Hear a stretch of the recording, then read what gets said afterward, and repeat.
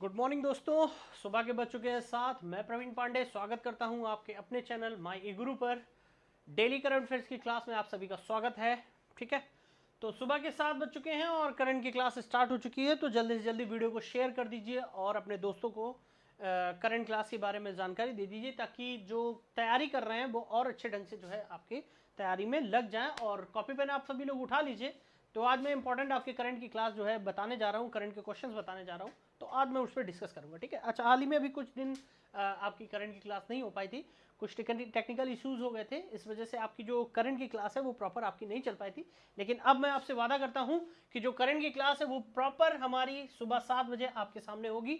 और आप चाहे जिस फील्ड में तैयारी कर रहे हो, चाहे आप तैयारी कर रहे हो एसएससी की, रेलवे की, डिफेंस की या आपकी बैंकिंग की, इन सभी पे जो करंट का महत्व है वो बहुत ही इंपॉर्टेंट महत्व रखता है आपका।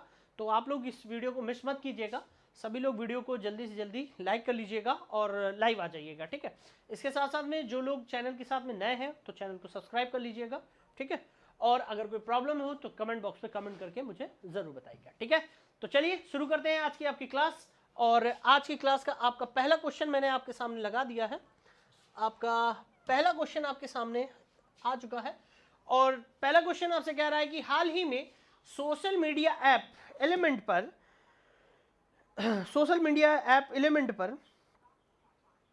किस ऐप को जो है लॉन्च किया है, किसने ऐप को लॉन्च किया है। ठीक है, तो सोशल मीडिया एलिमेंट पर आपके एम वेंकैया नायडू ने आपके एक ऐप लॉन्च किया है। ठीक, जिसे एम वेंकैया नायडू ने इस ऐप को लॉन्च किया है। सोशल मीडिया में इसका कार्य होगा कि जितने भी ऐप आपके होंगे भारतीय ऐप, उनको एकत्र करके आपके एक साथ उन्हें जोड़ा जाए और जोड़ करके आपका कार्य किया जा सके। ठीक है, इससे माध्यम से आपके सोशल क्षेत्र में जितने भी आपके जुड़े हुए लोग हैं उनको एक साथ गठित किया जा सके और उनको जो है भारत के इस सोशल मीडिया ऐप के साथ आपका ज्वाइन किया जा सके। ठीक है, तो ऐप का नाम है अलाइनमेंट्स ऐप और इसे लॉन्च किया है आपके एम वेंकैया नायडू ने।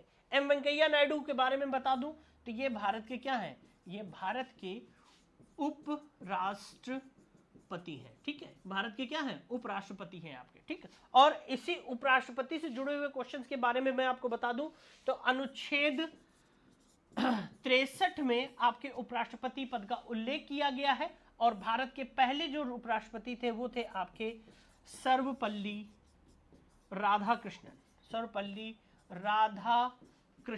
ठीक है, तो डॉक्टर सर्वपल्ली राधाकृष्णन जो थे आपके, डॉक्टर सर्वपल्ली राधाकृष्णन वो आपके भारत के पहले उपराष्ट्रपति थे।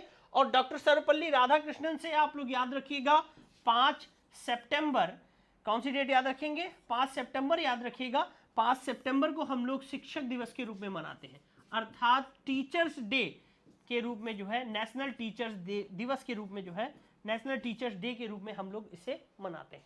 ठीक है, तो राष्ट्रपति से संबंधित 3-4 पॉइंट्स आप याद रखिएगा जो एग्जाम में आपसे पूछ सकता है। ठीक है, भारत के वर्तमान राष्ट्रपति हैं एम वेंकैया नायडू। ठीक, भारत के उपराष्ट्रपति हैं आपके। अनुच्छेद 63 में उपराष्ट्रपति का उल्लेख किया गया है। डॉक्टर सर्वपल्ली राधाकृष्णन भारत के पहले उपराष्ट्रपति थे जिन्हें जो है, जिनकी याद में 5 सितंबर को शिक्षक दिवस के रूप में हम लोग मनाते हैं। आज भी जो है इसको जो है मनाया जाता है। ठीक है, और एम वेंकैया नायडू ने आपका सोशल मीडिया का पहला ऐप एलिमेंट लॉन्च किया है, जिसके माध्यम से सोशल मीडिया से कई सारे लोगों को एक साथ जोड़ने का कार्य किया जाएगा। ठीक है, क्लियर है। अगले क्वेश्चन की तरफ और अगला क्वेश्चन आपसे कह रहा है कि सीबीएसई के प्रशिक्षण हेतु, मुफ्त प्रशिक्षण हेतु आपकी किसके साथ साझेदारी की गई है? तो आपकी साझेदारी की गई है, सीबीएसई बोर्ड ने साझेदारी की है फेसबुक के साथ में साझेदारी की है आपके, ताकि जो भविष्य में आपके जो बच्चे हैं वो ऑनलाइन जो है मेहनत कर सकें, उसके माध्यम से आपकी तैयारी कर सकें और जो कोर्स है उसको जो है पढ़ सकें। ठीक है, तो सीबीएसई बोर्ड यानी कि central board of secondary education, central board of secondary education, ये सीबीएसई का फुल फॉर्म है। इसकी जो स्थापना हुई थी वो 1962 ईस्वी में हुई थी आपकी, किसकी? सीबीएसई की स्थापना, central board of secondary education आपकी स्थापना हुई थी 1962 ईस्वी में। मुख्यालय नई दिल्ली में है और वर्तमान इसके अध्यक्ष अगर हम बात करें तो वर्तमान में इसके अध्यक्ष हैं मनोज आहूजा, मनोज आहूजा इसके अध्यक्ष हैं। क्लियर है? अब चूंकि जुड़ाव इसका हुआ है किसके साथ में? फेसबुक के साथ में इसका जुड़ाव हुआ है और मुक्त प्रशिक्षण हेतु जो है इसके साथ साझेदारी की गई है। तो फेसबुक के बारे में बता दूं, इसकी जो स्थापना हुई थी वो हुई थी 2004 में, फेसबुक की स्थापना हुई थी और मार्क जुकनबर्ग जो हैं इसके आपके अध्यक्ष हैं या सीईओ आप कह सकते हो। और इसका जो मुख्यालय है वो है आपके कैलिफोर्निया में। कहां पर है? कैलिफोर्निया में इसका मुख्यालय है, जिसे सिलिकॉन वैली के नाम से जो है जाना जाता है। क्लियर है? दोनों चीजें मैंने आपको बता दी हैं। CBSE central board of senior secondary education 1962 में स्थापना, मनोज आहूजा इसके अध्यक्ष। फेसबुक की बात करें 2004 में इसकी स्थापना, मार्क जुकनबर्ग इसके आपके सीईओ हैं और कैलिफोर्निया में इसका मुख्यालय बना हुआ है। क्लियर? ओके, आते हैं अगले क्वेश्चन की तरफ। और अगला क्वेश्चन आपसे कह रहा है कि कहां पर विश्व के सबसे बड़े कोविड हॉस्पिटल का उद्घाटन किया गया है? ठीक है, तो कोविड हॉस्पिटल का सबसे बड़ा उद्घाटन आपका किया गया है नई दिल्ली में, जिसका नाम है सरदार वल्लभ भाई पटेल। ठीक है, क्या नाम है? सरदार वल्लभ भाई पटेल के नाम से आपके विश्व का सबसे बड़े कोविड अस्पताल का आपका उद्घाटन किया गया है। और इस कोविड हॉस्पिटल का नाम है सरदार वल्लभ भाई पटेल। उद्घाटन जो किया था वो आपके भारत के गृह मंत्री अमित शाह और आपके दिल्ली के उपराज्यपाल जिनका नाम है अनिल बैजल। क्या नाम है?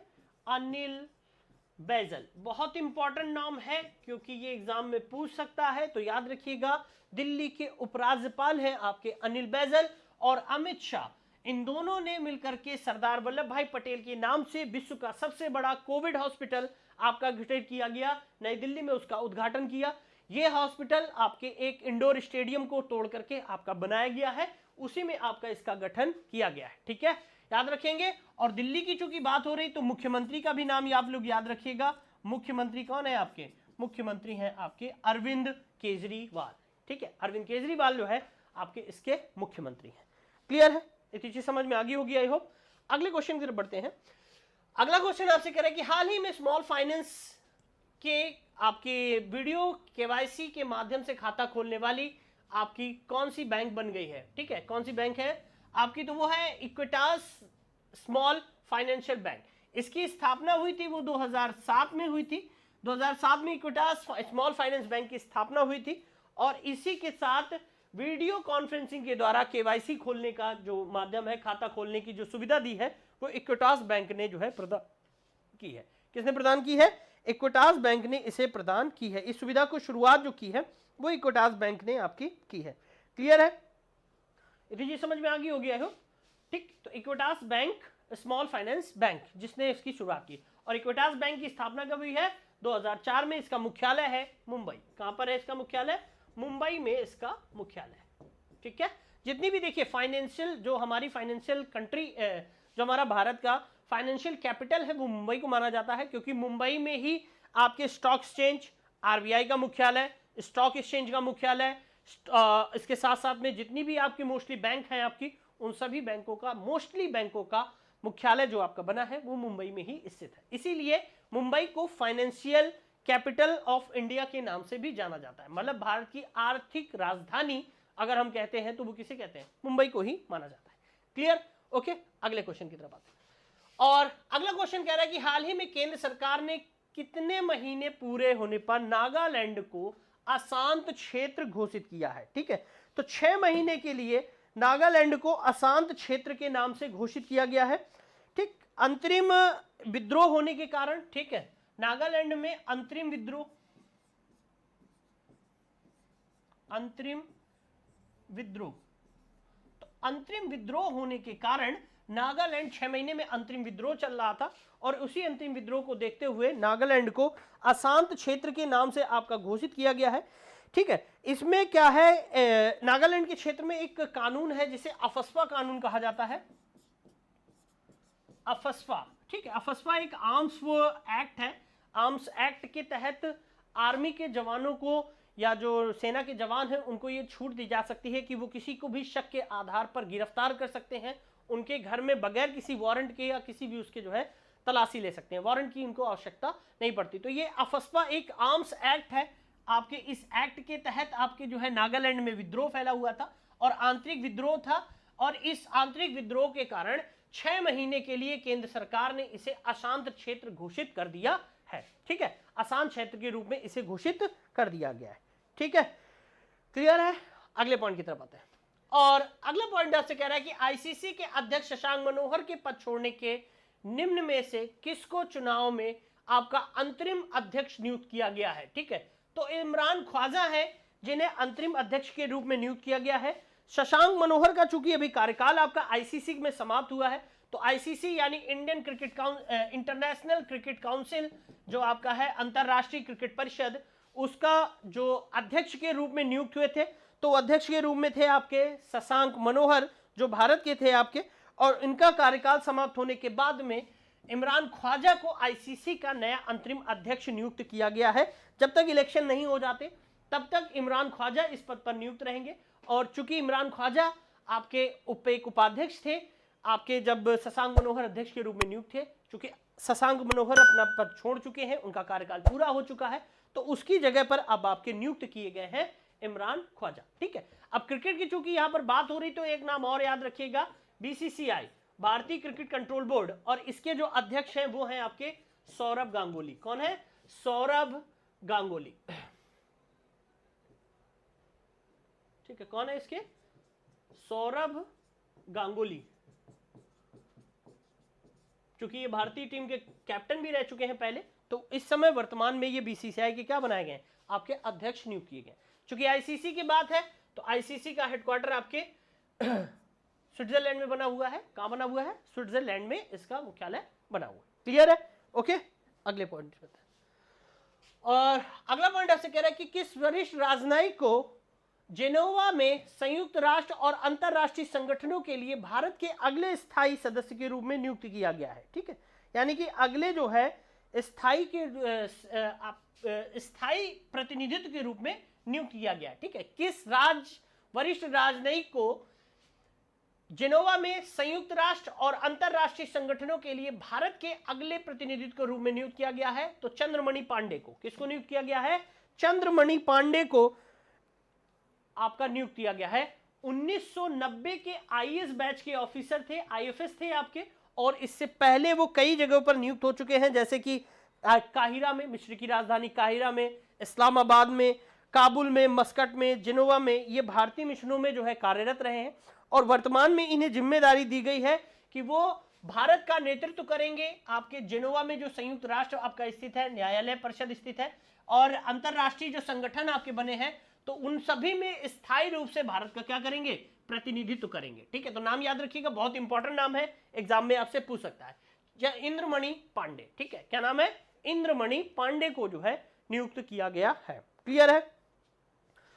अब अगले क्वेश्चन की तरफ आते हैं और अगला क्वेश्चन आपसे कह रहा है कि प्रियंका चोपड़ा ने अमेजॉन स्टूडियोज के साथ मिलकर के कितने साल के लिए ग्लोबल कंटेंट का प्रोडक्शन करने का डील की है?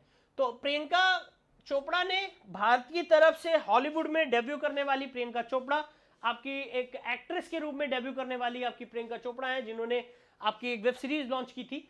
उसी में ही आपकी जो है इस अमेजॉन स्टूडियो के साथ में इन्होंने करार किया है। कितने साल का? 2 साल का करार किया है। ठीक है, क्लियर है? ओके, अगले पॉइंट की तरफ आते हैं और अगला क्वेश्चन कह रहा है कि विश्व बैंक ने हाल ही में गंगा पुनरुद्धार कार्यक्रम के लिए कितने करोड़ रुपए की सहायता राशि मंजूर की है? तो कितने करोड़ रुपए की सहायता राशि मंजूर की है वर्ल्ड बैंक ने?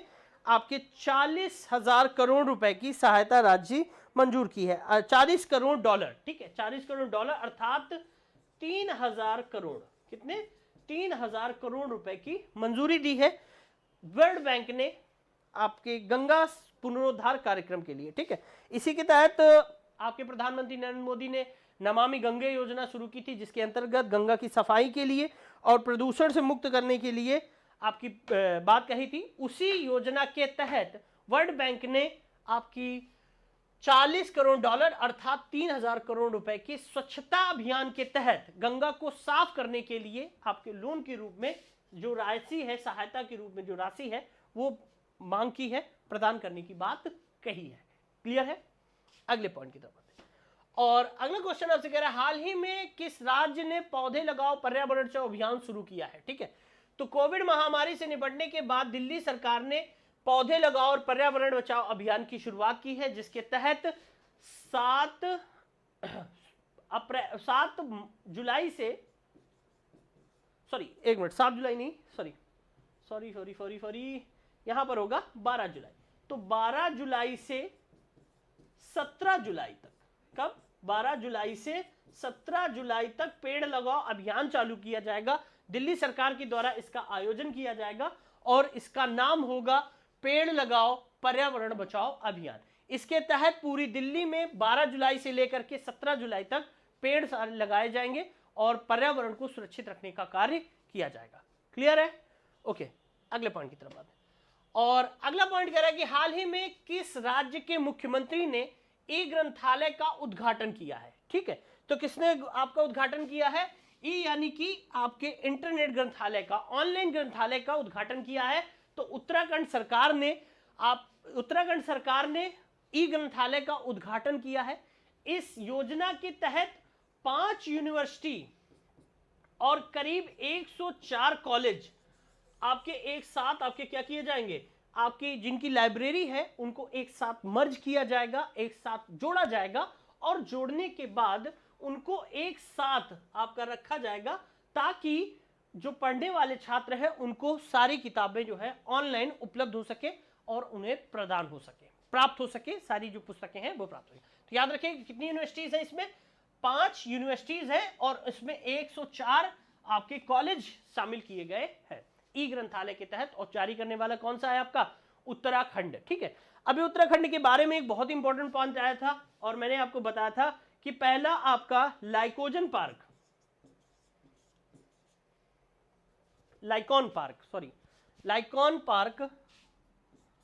ठीक है। लाइकोन क्या होता है मैंने बताया था, लाइकेन पार्क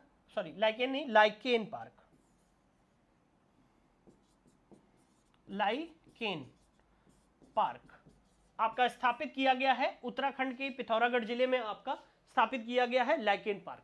तो भारत में पहला लाइकेन पार्क आपका स्थापित किया गया है, वो भी उत्तराखंड में। ई कॉमर्शियल के तहत जोड़ने का कार्य किया है उत्तराखंड सरकार ने, इसे जोड़ने का कार्य किया है, ठीक है। तो ये दोनों पॉइंट आप याद रखिएगा, दोनों ही आपके लिए क्या है, इंपॉर्टेंट है और एग्जाम में आने की संभावना है इनके, ठीक है।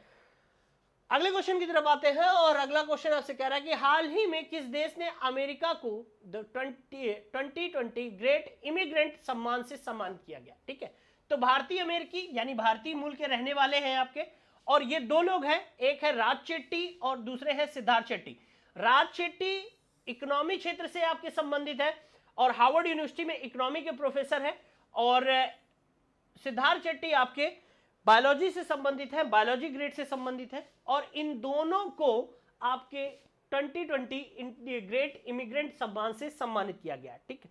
तो एक हार्वर्ड यूनिवर्सिटी का और दूसरा आपके कैलिफोर्निया यूनिवर्सिटी में आपके दोनों प्रोफेसर हैं। राज शेट्टी इकोनॉमिस्ट हैं और सिद्धार्थ मुखर्जी आपके एक बॉटनी के प्रोफेसर हैं। ये दोनों ही भारतीय मूल के पढ़े हुए हैं और अमेरिका में जाके बस जाते हैं और अमेरिका में आपकी शिक्षा ग्रहण करते हैं, और दोनों ही कोरोना महामारी से निपटने के लिए आपका कार्य करते हैं, इसीलिए इन्हें 2020 ग्रेट इमिग्रेंट पुरस्कार प्रदान किया जाता है। कई सारे लोगों को दिया गया था, लेकिन चूंकि ये दोनों भारतीय मूल के हैं इसलिए आपके लिए इंपॉर्टेंट है और एग्जाम में आने की इनकी संभावना है, ठीक है, पूछा जा सकता है आपसे। तो याद रखिएगा दोनों के नाम राज शेट्टी और आपके सिद्धार्थ मुखर्जी। क्लियर है?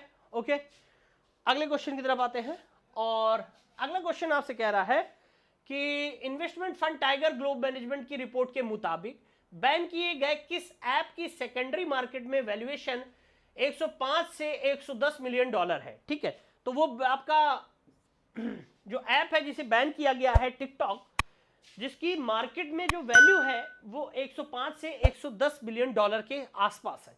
ठीक है, देखिए इससे पहले जब इसकी investment fund tiger global management की रिपोर्ट आई थी तो पिछले साल जो इसकी वैल्यू थी वो 75 बिलियन डॉलर थी। कितनी थी? 75 बिलियन डॉलर। लेकिन चूंकि अब ये चूंकि फेमस हो चुका था इसलिए इसकी जो वैल्यू है वो बढ़ करके 105 से 110 बिलियन डॉलर हो गई थी। हाल ही में भारत सरकार ने 59 ऐप को बैन किया था और उस चाइनीज ऐप थे जिनका राष्ट्रीय सुरक्षा के हिसाब से खतरा बताते हुए भारत सरकार ने इसे बैन किया है। और बैन करने के साथ में जिसमें सबसे इंपॉर्टेंट जो आपका ऐप था जिसे टिकटॉक कहा गया है, इसी के साथ आपके कई सारे ऐप जो 59 ऐप है वो पूरे आपके बैन किए गए हैं भारत सरकार के द्वारा। इन्हें जो है राष्ट्रीय सुरक्षा का खतरा बताते हुए भारत सरकार ने अपनी ओर से इन्हें बैन कर दिया है। मामला मुद्दा जो था, मेन मुद्दा जो बताया जाता है या हम लोग के जो दिमाग में बात आती है वो गलवान घाटी में जो 15 जून को घटना हुई थी उसको मद्देनजर रखते हुए भारत सरकार ने आर्थिक तौर पर चाइना को नुकसान पहुंचाने के लिए, डैमेज पहुंचाने के लिए ऐसा किया था और 59 ऐप को बंद कर दिया था। इस 59 ऐप में जो टिकटॉक है ये काफी फेमस था और टिकटॉक के कई सारे लोग फैन रहे हैं। आप देखते भी होंगे टिकटॉक से वीडियोस लोग बनाते, छोटे छोटे वीडियोस बना करके लोग उसमें डालते थे। तो कई सारे ऐसे लोग थे जो बहुत ही फेमस थे टिकटॉक के लिए। ठीक, तो इसके लिए इसकी वैल्यू बढ़ करके 75 बिलियन डॉलर से हो गई थी 105 से 110 बिलियन डॉलर, जो अब पूरी तरह से बैन हो गया है भारत में और ये नुकसान जो है चाइना को हो रहा है। ठीक है, अगले क्वेश्चन की तरफ आते हैं और अगला क्वेश्चन आपसे कह रहा है कि 3 महीने तक मतभेदों के बाद आपसी बातचीत में सर्वसम्मति से कोविड से संबंधित पहला प्रस्ताव पारित किया गया। तो संयुक्त राष्ट्र सुरक्षा परिषद, यूनाइटेड नेशन सिक्योरिटी काउंसिल ने कोविड क्षेत्र से निपटने के लिए, कोरोना महामारी से निपटने के लिए अपना प्रस्ताव पारित किया और इस प्रस्ताव में कहा गया कि सभी देश आपस के मतभेदों को भूल करके कोरोना महामारी से एक साथ जुटे हों, एक साथ जुट करके पूरे भारत को, पूरे विश्व को कोरोना से लड़ने में सक्षम बनाए। तो यह प्रस्ताव पारित किया गया है जिसमें कहा गया है कि सभी देश आपस में जो उनके बीच मतभेद है उनको इस कोरोना महाकाल में भूलने की कोशिश करें और एक साथ जुड़ करके इस कोरोना महासंकट से निपटने का कार्य करें। ठीक है, तो यूएनओ यानी यूनाइटेड नेशन परिषद जो आपकी बनी हुई, यूनाइटेड आपकी सिक्योरिटी काउंसिल, ठीक, ये आपके यूएनओ का हिस्सा है। यूएनओ के बारे में मैं आपको कई बार बता चुका हूं, फिर एक बार बता देता हूं। इसकी जो स्थापना हुई थी वो 24 अक्टूबर को हुई थी। 24 अक्टूबर 1945 ईस्वी को इसकी स्थापना हुई थी। ठीक है, और मार्क गुटरेस इसके जो है वर्तमान में अध्यक्ष। ठीक है, मार्क गुटरेस इसके महासचिव हैं। क्लियर? अगले क्वेश्चन की तरफ आते हैं और अगला क्वेश्चन कह रहा है निम्नलिखित में से किस देश के स्वास्थ्य मंत्री डेविड क्लार्क ने अपने पद से इस्तीफा दे दिया। ठीक है, तो अभी 2 इस्तीफे हुए हैं, आप लोगों ने पढ़े भी होंगे। इसमें पहला इस्तीफा जो आपका है वो डेविड का है।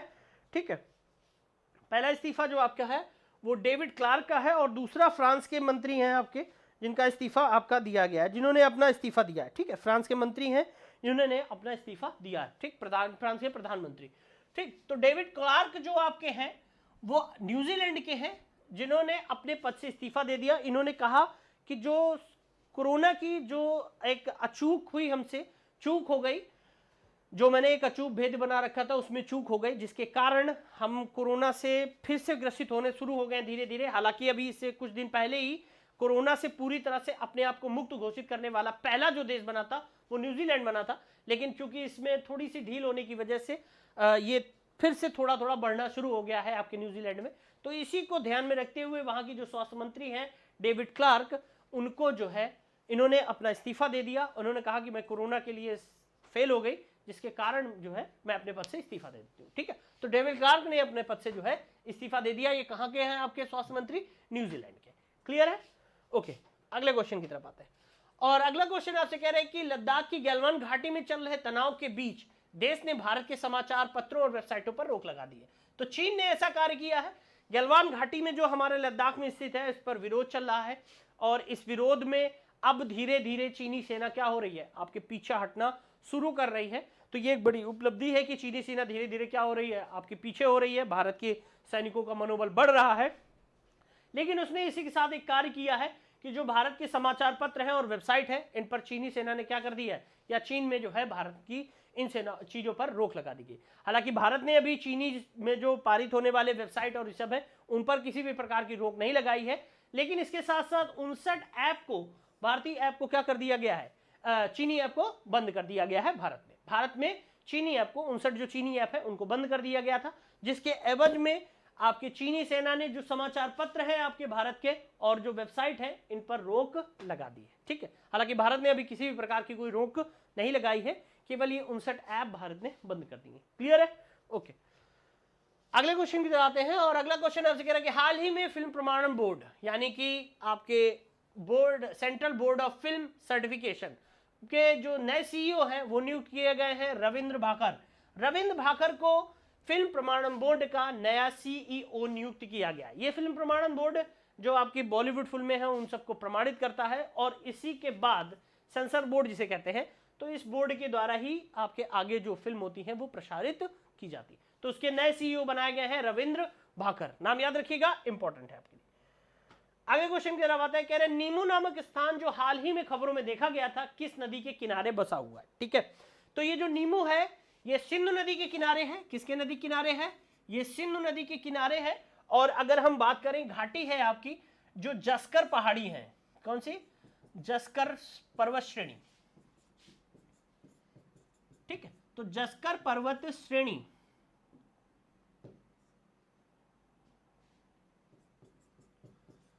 इस जस्कर पर्वत श्रेणी के बीच में आपका स्थित है नीमू नामक स्थान। ये नीमू नामक स्थान इसलिए फेमस है क्योंकि अभी हाल ही में प्रधानमंत्री ने इसका दौरा किया था और यहां पर आपका बेस, आर्मी का हेडक्वार्टर बना हुआ है। आर्मी का बेस हेडक्वार्टर बना हुआ है जिसे कारगिल हेडक्वार्टर कहते हैं। क्या कहते हैं? कारगिल हेडक्वार्टर। तो कारगिल बेस हेडक्वार्टर ये आपका बना है जो आपके सतह से लगभग 11,000 मीटर, 11,000 फीट ऊपर है। मीटर नहीं बोलेंगे, सॉरी, यहां पर 11,000 फीट ऊपर आपका बना हुआ है। कितना बना हुआ है? 11,000 फीट। ठीक है, तो 11,000 फीट ऊपर बना हुआ है जहां पर हाल ही में प्रधानमंत्री नरेंद्र मोदी ने अपनी यात्रा की और इस नीमू नामक स्थान से ही लोगों को, आर्मी के जवानों को और पूरे देश को जो है संबोधन दिया था और भाषण दिया था, जिससे लोगों में काफी प्रभाव पड़ा था। ठीक है, तो प्रधानमंत्री नरेंद्र मोदी इस नीमू नामक स्थान पे गए थे जो आपकी स्थित है सिंधु नदी पर। फिर से समझ लीजिए, जस्कर की पर्वत श्रेणी स्थित है जहां पर ये आपका बना हुआ है। ठीक है, तो देखिए काराकोरम, जस्कर और लद्दाख, ये तीन पर्वत श्रेणियां आपकी ले, ठीक है, ले लद्दाख पर्वत श्रेणी, काराकोरम पर्वत श्रेणी और जस्कर पर्वत श्रेणी। तो जस्कर पर्वत श्रेणी पर आपका स्थित है ये नीमू नामक स्थान जहां पर आर्मी का हेडक्वार्टर बना हुआ है। कारगिल जो आपका है यहीं पर स्थित है जो 11,000 फीट ऊपर है, जहां पर प्रधानमंत्री नरेंद्र मोदी ने अभी हाल ही में यात्रा की और आपका भाषण दिया था। क्लियर है? बात समझ में आ गई आपका? अगले क्वेश्चन की तरफ आते हैं और अगला क्वेश्चन आपसे कह रहा है कि धर्म चक्र प्रवर्तन किस धर्म से प्रसिद्ध उत्सव है? किसका है? धर्म चक्र प्रवर्तन आपके बौद्ध धर्म से संबंधित है और 4 जुलाई को मनाया जाता है। कब मनाया जाता है? 4 जुलाई को मनाया जाता है। हालांकि ये जो धर्म चक्र प्रवर्तन है हमारे हिंदू धर्म के अनुसार अगर हम माने तो इसे गुरु पूर्णिमा के नाम से जाना जाता है और बौद्ध धर्म में इसे धर्म चक्र प्रवर्तन के नाम से जाना जाता है। माना जाता है बौद्ध धर्म में कि भगवान बुद्ध ने आपके जो पहला उपदेश दिया था, क्या पहला उपदेश जो दिया था, ये पहला उपदेश आपके 5 ब्राह्मणों को दिया था। किसको? 5 ब्राह्मणों को इन्होंने अपना पहला उपदेश दिया था और इसी के साथ बौद्ध धर्म की भारत में शुरुआत हुई थी या बौद्ध धर्म की शुरुआत हुई थी और इसी को कहा जाता है धर्मचक्र प्रवर्तन। तो ये माना जाता है कि 4 जुलाई के आसपास डेट थी आपके जो है आषाढ़ की जो पूर्णिमासी होती है उसमें जो है आपका आता है और इसीलिए इसे धर्मचक्र प्रवर्तन के नाम से जाना जाता है। ठीक है, तो ये बौद्ध धर्म से संबंधित है आपका। जब हिस्ट्री आएगी मैं आगे और इस पे एक्सप्लेन करूंगा और अच्छे ढंग से इसमें बताऊंगा। क्लियर? अगले क्वेश्चन की तरफ आते हैं और अगला क्वेश्चन कह रहा है कि श्रीकांत माधव वैद्य को हाल ही में पेट्रोलियम कंपनी का चेयरमैन का कार्यभार दिया गया है। कौन सी कंपनी का? IOCL का, इंडियन ऑयल कारपोरेशन लिमिटेड।